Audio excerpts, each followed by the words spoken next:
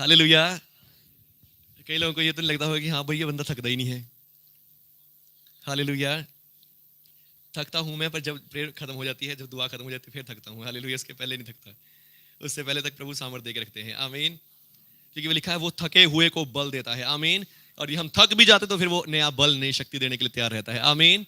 हम गीत भी गाते हैं, तू हरदम तैयार है रहता, नए मसा से, नए अभिषेक से, नई पावर से भरने को। आमीन। हालेलुया। तो आइए, आज का वचन भी जो प्रभु ने मेरे को दिया वो ऐसा ही है, बिल्कुल सेम टू सेम। अगर आपके पास बाइबल है तो आप बाइबल से इस वचन को निकाल सकते हैं। यशाया नबी की पुस्तक, पुराने नियम से, the book of prophet Isaiah, chapter 10 verse 27।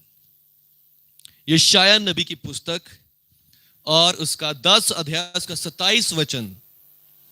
Hallelujah. Thank you Jesus, we praise you God. आइए हम इस वचन को पढ़ेंगे।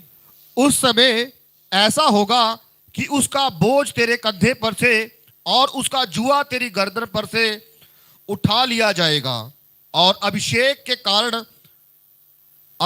कारण वह जुआ तोड़ डाला जाएगा।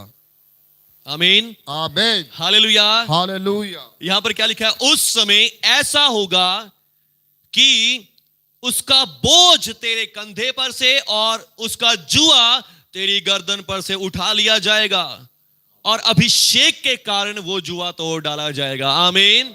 अभिषेक के कारण वो जुआ तोड़ डाला जाएगा। आमीन। हालेलुया। अभिषेक के कारण, हालेलुया, वो जुआ तोड़ दिया जाएगा। आमीन। और यहां पे लिखा है उस समय ऐसा होगा। आमीन। उस समय ऐसा होगा, उसका बोझ तेरे कंधे पर से। आमीन। उसका बोझ, किसका बोझ? हालेलुया। हालेलुया। किस बात का बोझ? और उसका जुआ तेरे कंधे पर से तोड़ डाला जाएगा। आमीन। हालेलुया। हम बताओ।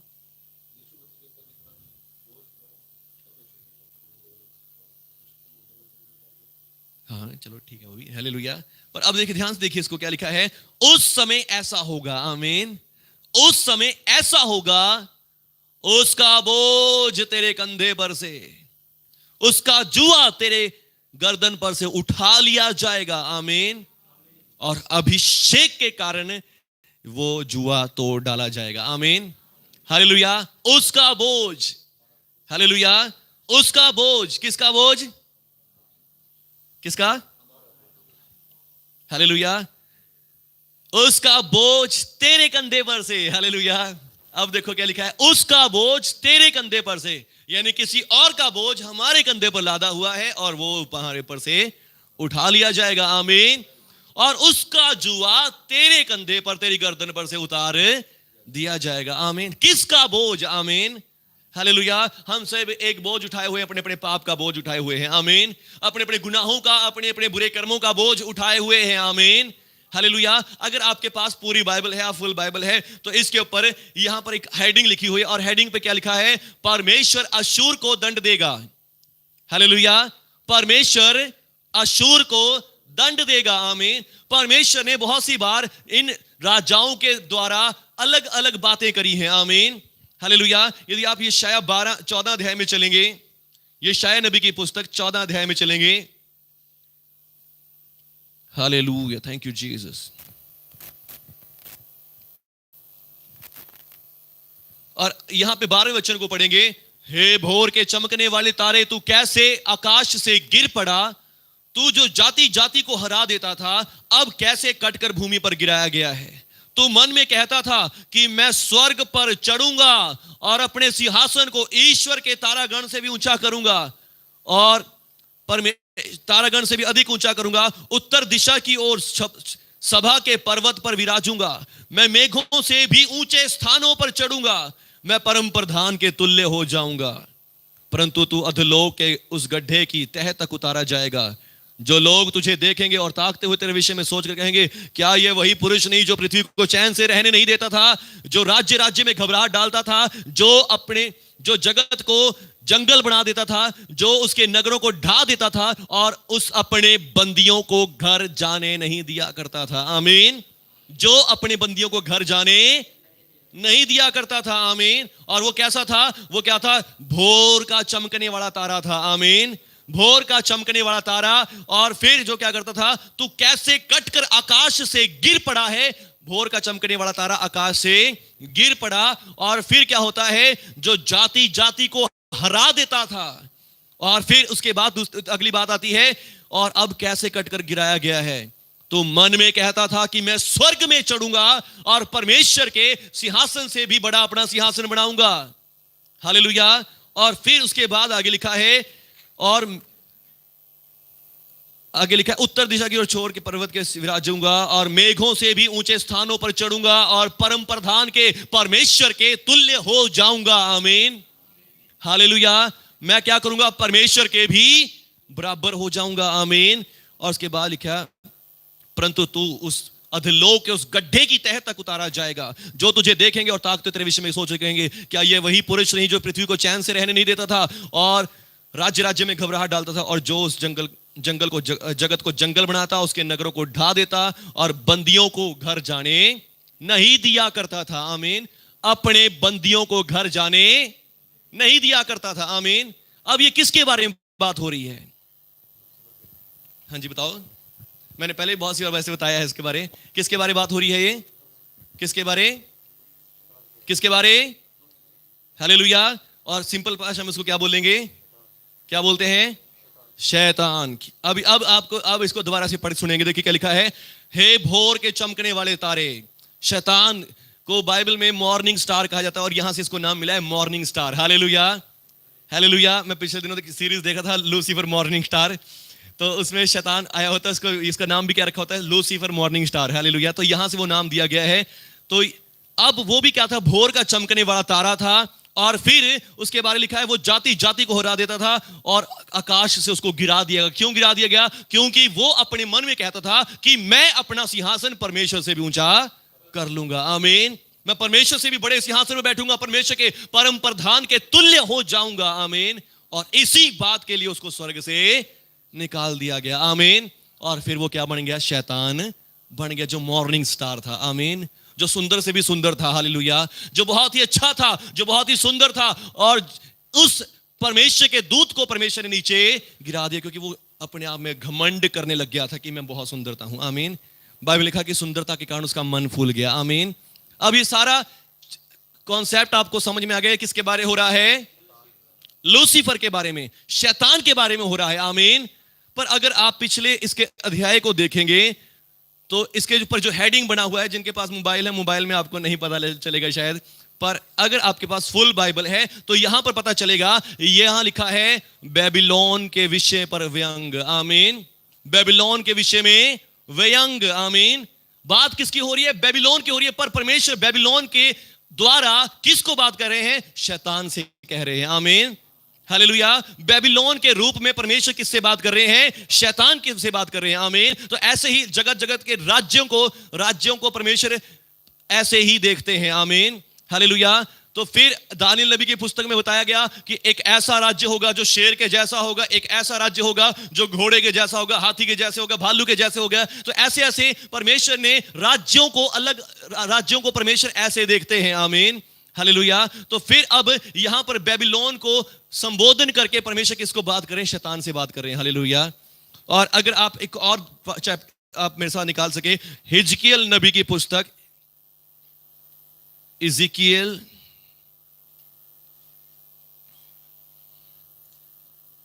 और उसका 28 अध्याय, हिजकियल की पुस्तक 28 अध्याय और उसका 14 वचन से।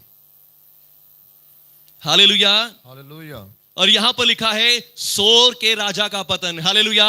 पहले पढ़ा हमने किसके बारे? बेबीलोन के ऊपर व्यंग। और अब यहां पर लिखा है सोर के राजा के विषय में पतन। हालेलुया। सोर के राजा का पतन। अब सोर के राजा का पतन में क्या लिखा है? तू छाने वाला। एक सेकंड रुक जाओ। हालेलुया। 12वें वचन से पढ़ेंगे इसको भी।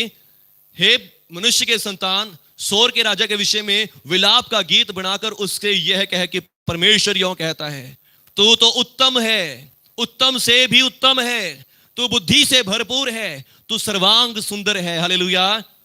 सोर के राजा को कहा जा रहा है। आमीन। और अब आगे पढ़िएगा क्या लिखा है? तू परमेश्वर के ऐदान नाम बारी में था। ध्यान से, तू परमेश्वर की अदन नामक बारी में था। हालेलुया। तू परमेश्वर की अदन नामक बारी में था। हाँ, तेरे पास आभूषण, मणिक और पिराग, पिराग, हीरा, फिरोजा, सुलेमानी मणि, यशब, नील मणि, मरकद और लाल सब भांति के मणि और सोने के पहरावे थे। तेरे डफ और बांसुलियां तुझी में बनाई गई थी।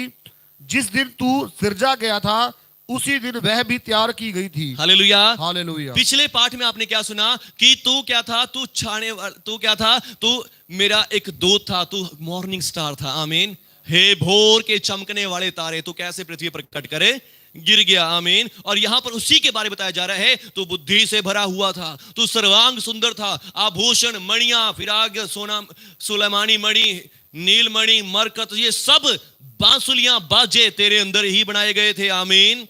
हालेलुया। जिस दिन तू सिरजा गया था उसी दिन ये भी सिरजे गए थे। हालेलुया। और तू छाने वाला अभिषिक्त करूब था। आमीन। तू छाने वाला अभिषिक्त करूब था। करूब होता है स्पेशल स्वर्गदूत परमेश्वर के। आमीन। जो परमेश्वर के सिंहासन को लेकर चलते हैं। आमीन। जो परमेश्वर के ऊपर छाया करते हैं। आमीन। हालेलुया। तो ये होते हैं परमेश्वर के स्पेशल स्वर्गदूत। आमीन। ये कौन था? परमेश्वर का छाने वाला अभिषिक्त करूब था। आमीन।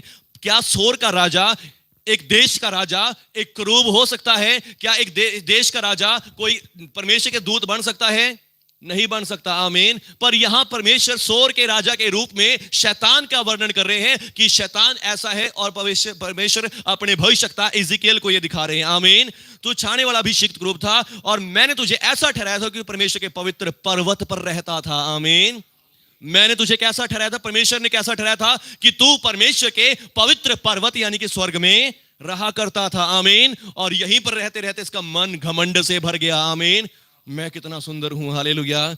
सब स्वर्गदूत मेरे अंडर काम करते हैं। आमीन। सारे स्वर्गदूत मेरी आज्ञा मानते हैं और मैं कितना सुंदर हूं। सब लोग मुझे देखते हैं, मुझे तारीफ करते हैं और मैं अपना सिंहासन परमेश्वर से ही ऊंचा कर लूं। आमीन। इसके मन में क्या आया? कि मैं अपना सिंहासन परमेश्वर से बड़ा कर लूं। आमीन। इतने स्वर्गदूत मेरी प्रेज करते, इतने स्वर्गदूत मेरे को देखते हैं, ये तो मैं क्या अपना परमेश्वर से बड़ा ही ना कर लूं, परमेश्वर के बराबरी ना कर लूं अपना सिंहासन। आमीन। हालेलुया। और आगे लिखा है, तो छाने वाला अभिषिक्त करूब था। मैंने तुझे ऐसा ठहराया था कि परमेश्वर के पवित्र पर्वत पर रहा करता था और तू आग सरीखे चमकने वाले माणिक्यों के बीच चलता फिरता था।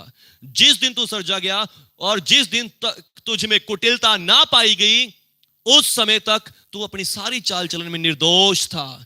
परंतु लेन देन की बहुतायत के कारण उपद्रव से भरकर पापी हो गया और इसी से मैंने तुझे अपवित्र जानकर अपने पर्वत पर से उतार दिया। हे छाने वाले करूब, मैंने तुझे आग सरीखे चमकने वाले माणिक्यों के बीच से नष्ट कर दिया। सुंदरता के कारण तेरा मन फूल गया था और वैभव के कारण तेरी बुद्धि बिगड़ गई। मैंने तुझे भूमि पर पटक दिया, राजाओं के सामने तुझे रखा कि वे तुझे देखें। आमीन। हालेलुया। परमेश्वर क्या कह रहे हैं कि सुंदरता के कारण तेरी बुद्धि बिगड़ गई और मैंने तुझे भूमि पर पटक दिया। आमीन। तो ये किसके बारे में लिखा है? शैतान के बारे में लिखा है। आमीन। ये आज की बात नहीं है, हमारे समयों की बात नहीं है, ये हमारे समयों से भी बहुत करोड़ों साल की पहले की बात है। आमीन। ये हमारे समय की बात नहीं है। आमीन। हमारा समय जो बताया जाता है साइंस के अकॉर्डिंग सिर्फ 6000 साल का बताया जाता है। हालेलुया। और उतना का इतिहास बाइबल भी हमें बताती है कि इतना इतिहास है धरती का। हालेलुया। पर उससे पहले का इतिहास किसी को नहीं पता। आमीन। पर बाइबल इसको बताती है कि ये इतिहास जो हमारा है ये करोड़ों हजारों साल पहले का है। आमीन। ये करोड़ों करोड़ साल पहले का है। आमीन। हमारी पृथ्वी से पहले भी जीवन था और वो जीवन समाप्त हो गया, नष्ट हो गया, उसके बाद हमारा जीवन शुरू हुआ है। आमीन। और वहां पर कौन था? जब शैतान को स्वर्ग से पटक दिया गया पृथ्वी पर। आमीन। और जब पृथ्वी पर कुछ और जीव रहा करते थे और इसने उनको भी भरमाना शुरू कर दिया और फिर सोचा कि मैं अपना सिंहासन परमेश्वर के से बड़ा करूंगा, पर परमेश्वर ने इसको धरती पर पटक दिया। हालेलुया। और उसके बाद ये धरती पर भी नहीं रुका, धरती के लोगों को भी अपनी बातों में फंसलाया, परमेश्वर ने सारी धरती को ही नाश कर दिया। आमीन। और फिर हजारों हजार साल के बाद नए सिरे से पृथ्वी की शुरुआत करी। आमीन। उत्पत्ति पहला अध्याय उसके दूसरे वचन में हम पढ़ते हैं कि परमेश्वर ने धरती बेडोल और सुनसान पड़ी थी। आमीन। हालेलुया। पहला वचन कहता है आदि में परमेश्वर ने आकाश और पृथ्वी की रचना करी। हालेलुया। आदि में परमेश्वर ने आकाश और पृथ्वी की रचना करी। आमीन। और परमेश्वर ने पृथ्वी को कैसा बनाया? बेडोल बनाया, बेकार बनाया नहीं, बाइबल लिखा कि सुंदर बनाया। आमीन। परफेक्ट बनाया। आमीन। रहने के लिए बनाया, बसने के लिए बनाया। आमीन। ऐसा नहीं बनाया कि पृथ्वी नष्ट हो जाए, खत्म हो जाए, उजड़ जाए। हालेलुया। क्या कोई अपना घर बनाता है, कोई इस जगह को बनाता है, उजड़ी हुई बनाता है, बेकार बनाता है? अच्छा बनाता है। आमीन। और परमेश्वर तो अच्छे से अच्छा काम करने वाले, लिखा है उसका काम परफेक्ट है, उसका काम खरा है। आमीन। उसके काम ऐसे नहीं होते कि हाँ कुछ बना रहा है और खराब बना दे। हालेलुया। उसने अच्छा बनाया। आमीन। पर दूसरी आयत में लिखा कि पृथ्वी बेडोल पड़ी थी। हालेलुया। और गहरे जल के ऊपर अंधियारा था। आमीन। क्या परमेश्वर ने ऐसी पृथ्वी बनाई थी? नहीं। वो पृथ्वी और 1 और 2 आयत के अंदर बहुत सालों का गैप है। आमीन। और वो गैप क्या है कि शैतान को गिराया गया और शैतान ने आके धरती को तहस नहस किया, पर परमेश्वर ने सारी पृथ्वी को गुस्से में आके क्या कर दिया? खत्म कर दिया। आमीन। पर हजारों सालों, करोड़ों सालों के बाद फिर से एक नई शुरुआत करी गई। आमीन।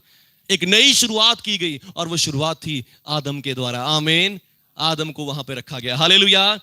और फिर ये जो राजाओं का जो जिक्र आता है, ये राजाओं का जिक्र इसलिए आता है कि इन राजाओं के द्वारा परमेश्वर दिखाना, ये राजा बुरे राजा थे। हालेलुया। बेबीलोन का हो, सोर का राजा हो, और या फिर जो आज हम पढ़ रहे अश्शूर का राजा, ये सब राजा दुष्ट राजा थे। आमीन। और परमेश्वर इन राजाओं को शैतान की तरह देखता था। आमीन। हालेलुया। परमेश्वर इन राजाओं को शैतान की तरह देखते थे। आमीन। ये दुष्ट राजाओं को। हालेलुया। और फिर इन्हीं के द्वारा अपने लोगों को आज हमारे लिए मैसेजेस को प्रभु ने छुपा दिया। आमीन। इन्हीं राजाओं, ये उस समय की कहानियां हो रही थी। उस समय जब यशाया नबी था, इज़िकियल नबी था, इन नबियों के दिनों में ये राजा हुआ करते थे और ये राजा प्रभु के लोगों को सता रहे थे, प्रभु के लोगों को दबा रहे थे, प्रभु के लोगों से मेहनत करवा रहे थे जबरदस्ती। आमीन। उनको गुलाम बना रहे थे। आमीन। हालेलुया। और परमेश्वर अपने दासों को बातें करते थे, जैसे इस राजा ने तुम्हें दबाया है, शैतान ने तुम्हें दबाया है, एक दिन मैं आऊंगा और तुम्हें आजाद करवा दूंगा। आमीन। एक दिन मैं आऊंगा, तुम्हारी गर्दन से सारे बोझ को हटा दूंगा। हालेलुया। एक दिन मैं आऊंगा और तुम्हारे सारे गर्दन का सारा बोझ दूर कर दूंगा। आमीन। हालेलुया। तो अब आपको पता चल गया ये किसका बोझ है? किसका बोझ है? हालेलुया। दोबारा पढ़ेंगे शायद को 10:27। उस समय ऐसा होगा कि उसका बोझ तेरे कंधे पर से उतर जाएगा। आमीन। किसका बोझ है? अश्शूर का राजा। हालेलुया। यहां पर क्या है? अश्शूर को दंड देने की बात हो रही है। आमीन। अश्शूर एक बुरा राजा है, और राजा किसको प्रेजेंट करते हैं? बुरे राजा शैतान को प्रेजेंट करते हैं। आमीन। बुरे राजा किसको प्रेजेंट करते हैं? शैतान को प्रेजेंट करते हैं। और अब यहां पर प्रभु का वचन क्या कह रहा है?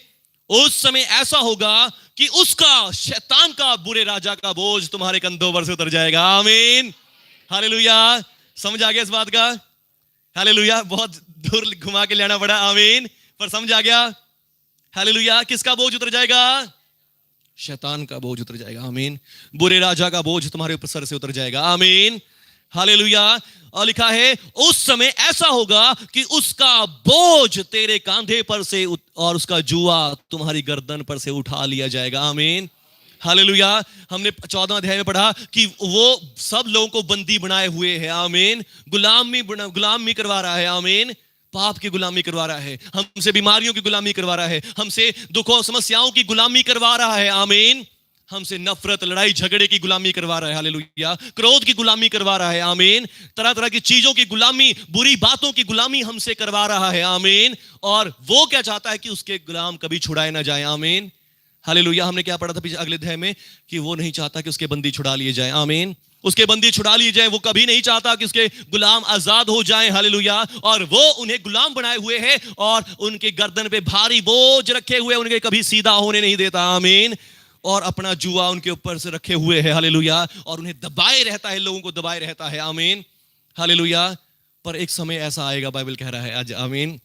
प्रभु का वचन आज आपसे कह रहा है, एक समय ऐसा आएगा, उस समय ऐसा होगा कि उसका बोझ तेरे कांधे पर से, उसका जुआ तेरी गर्दन पर से उठा लिया जाएगा। आमीन।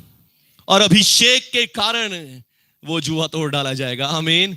अभिषेक के कारण वो जुआ आपके ऊपर से टूट जाएगा। आमीन। अभिषेक के कारण, प्रभु की सामर्थ के कारण वो जुआ आपके ऊपर से टूट जाएगा। आमीन। एक समय ऐसा आएगा कि वो जुआ आपके ऊपर से तोड़ दिया जाएगा। आमीन।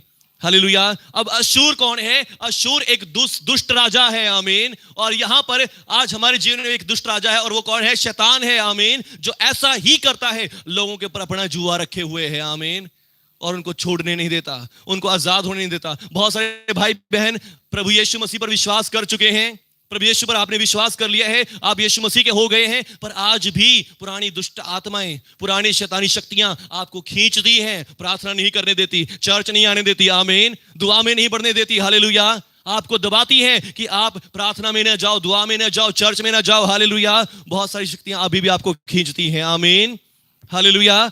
ये दुष्ट राजा का जुआ अभी तक आपके ऊपर है, आमीन, हालेलुया। पर अभिषेक को जाने कि आपके ऊपर अभिषेक किया गया है, आमीन। अब जाने कि आप अभिषेक पा चुके हैं, आमीन। यदि आप इस बात को ग्रहण करते हैं कि मैंने अभिषेक पा लिया है और यीशु मसीह ने मेरे जुए को तोड़ दिया है, आमीन, यीशु मसीह ने मेरा बोझ अपने ऊपर ले लिया है, आमीन, यीशु मसीह ने इस बोझ को उठा लिया है, हालेलुया।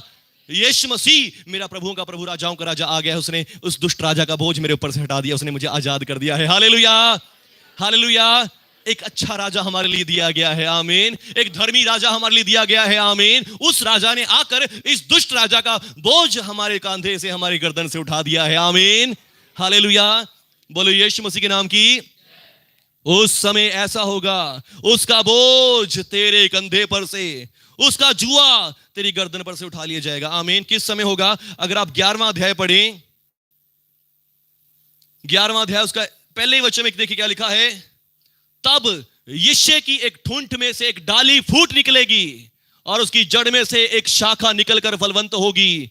यहोवा का आत्मा, बुद्धि का आत्मा, समझ का आत्मा, युक्ति पराक्रम का आत्मा और ज्ञान और यहोवा के भय का आत्मा उस पर ठहरा रहेगा, और वो उसको, यहोवा का भय उसको सुगंध सा भाएगा, आमीन, हालेलुया। वो मुंह देखा न्याय न करेगा, कानों से निर्णय नहीं सुनेगा, और परंतु कंगालों का न्याय धर्म से चुकाएगा। पृथ्वी के नम्र लोगों का निर्णय खराई से करेगा। वो पृथ्वी को अपने वचन के सोटे से और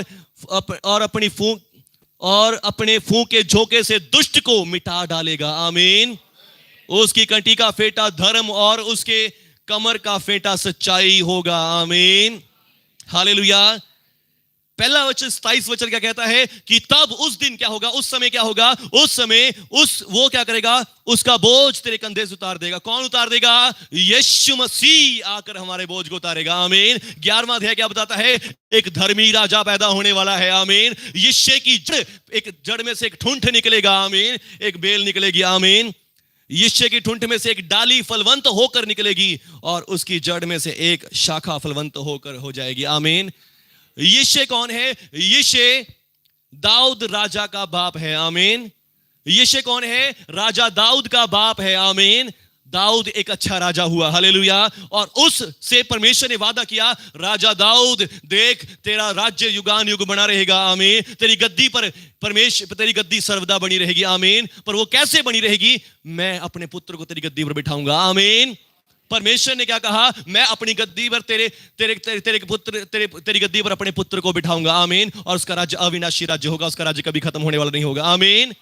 जब यीशु मसीह इस दुनिया में थे, यीशु मसीह एक रास्ते से जा रहे थे और रास्ते से जाते जाते एक अंधा जो सड़क के किनारे बैठा था, उसने यीशु मसीह के बारे में पता लगाया कि यीशु मसीह जा रहे हैं, और यीशु मसीह अंधों को आंखें देता, लंगड़ों को चलाता, मुर्दों को जीवित करता है, आमीन, हालेलुया। तो उसने क्या कहा? चिल्ला चिल्ला कर कहना शुरू कर दिया, हे यीशु दाऊद की संतान मुझ पर दया कर, आमीन।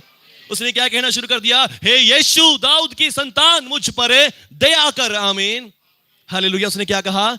हे यीशु किसकी संतान?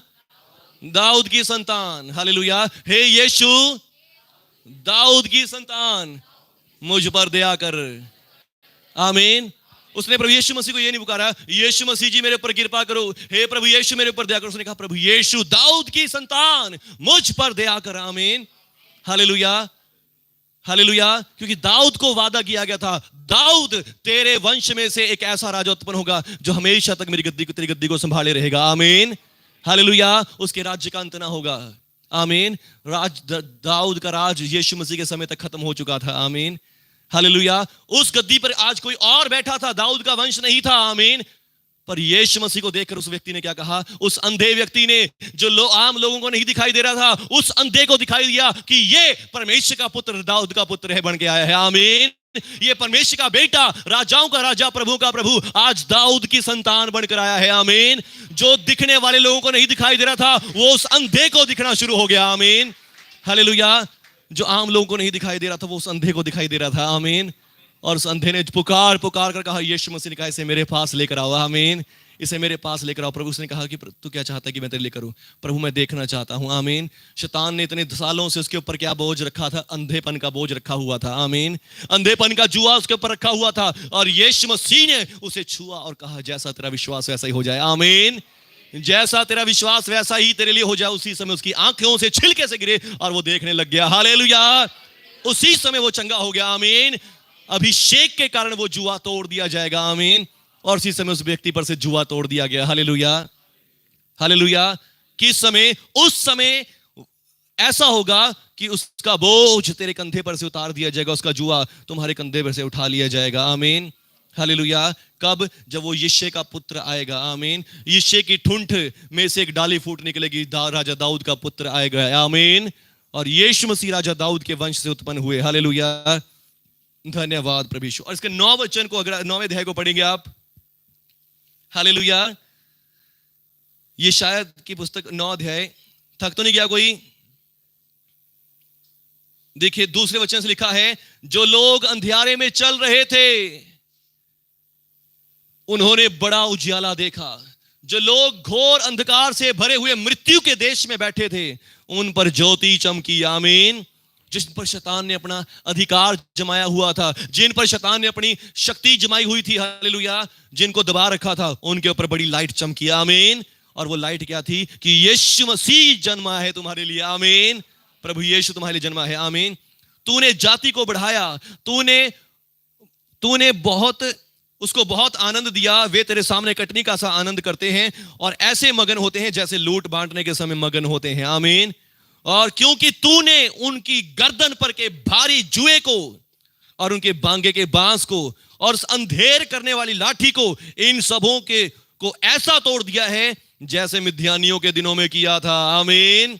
हालेलुया। जो लोग अंधकार में बैठे हैं, जो लोग अंधकार में जीवन बिता रहे हैं, जुए के बोझ में दबे हुए हैं, जो अपने दुखों समस्याओं में दबे हुए हैं, बाइबल कह रही है कि उनके जुए को परमेश्वर ने तोड़ दिया है। आमीन। उनके अंधकार को कैसे तोड़ दिया है? जो लोग अंधकार में थे उनके ऊपर बड़ी ज्योति चमकी। आमीन। और फिर वो लोग अब क्या कर रहे हैं? आनंद कर रहे हैं, खुशी मना रहे हैं, क्योंकि तूने उनके गर्दन पर से जुए को तोड़ दिया है। आमीन। और उनके बांगे के बांस को तोड़ दिया है, उन पर अंधेर करने वाली लाठी को तोड़ दिया है। हालेलुया। हालेलुया। कैसे तोड़ दिया है? 6 वचन में लिखा है, क्योंकि हमारे लिए एक बालक उत्पन्न हुआ है। आमीन। हमारे लिए एक बालक उत्पन्न हुआ है, हमें एक पुत्र दिया गया है, प्रभुता उसके कांधे पर होगी, उसका नाम अद्भुत, युक्ति करने वाला, पराक्रमी परमेश्वर, अनंत काल का पिता और शांति का राजकुमार रखा जाएगा। आमीन।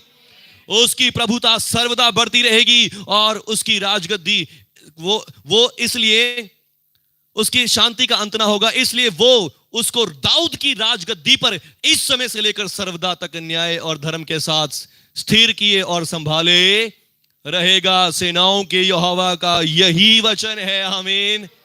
हालेलुया। सेनाओं के यहोवा परमेश्वर ने हजारों साल पहले यह वचन बोल दिया था। आमीन। अपने दास भविष्यवक्ता के नबी यशायाह के द्वारा। आमीन। कि मेरा एक पुत्र आएगा। आमीन। तुम्हें एक पुत्र दिया गया, एक बालक उत्पन्न होगा और उसका नाम अद्भुत, युक्ति करने वाला, पराक्रमी परमेश्वर, अनंत काल का पिता। आमीन। वही पिता पुत्र बनकर पृथ्वी पर आएगा। आमीन।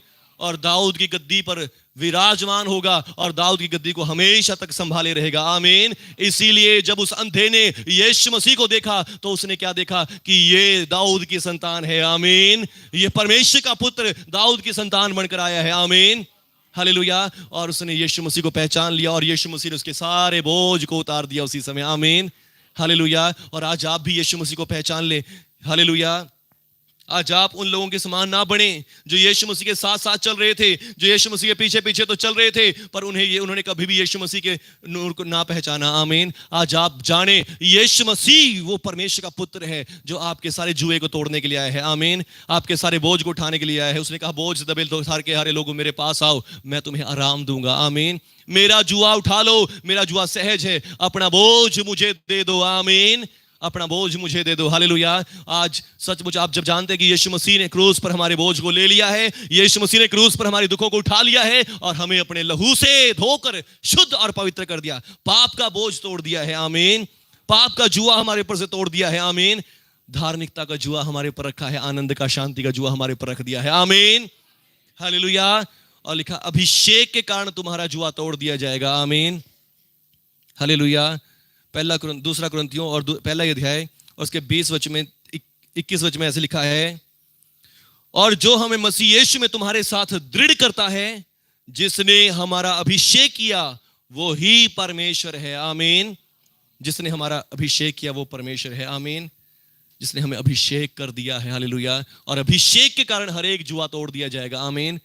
जब आपने यीशु मसीह को ग्रहण किया, यीशु मसीह को अपना प्रभु मुक्तिदाता ग्रहण कर लिया, तो प्रभु ने आपको अभिषेक भी कर दिया है। आमीन। और ये अभिषेक आपको फ्री रखता है, ये अभिषेक आपको स्वस्थ रखता है, चंगा और तंदुरुस्त रखता है। आमीन। हालेलुया। बोलो यीशु मसीह के नाम की। बस जाने आज कि आपके बोझ को, आपके इस जुए को तोड़ दिया गया है। आमीन। और शैतान की गुलामी से आपको आजाद करा दिया गया है। आमीन।